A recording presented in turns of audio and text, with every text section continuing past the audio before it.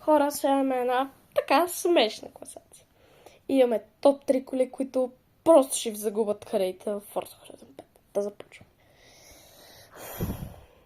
На трето място имаме Пагани Зонда. R.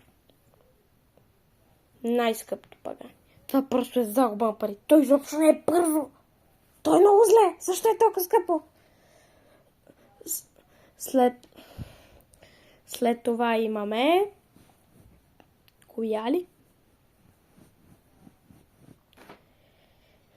А именно най-скъпия Макларен.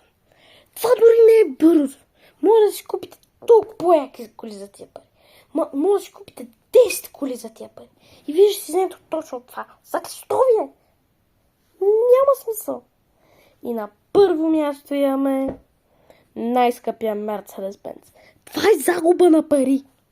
163 милиона е, май. Нещо такова.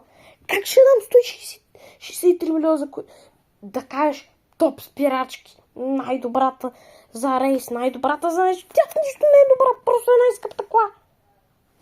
Това хора не трябва да си го купуват. Чао, чао и до нови срещи.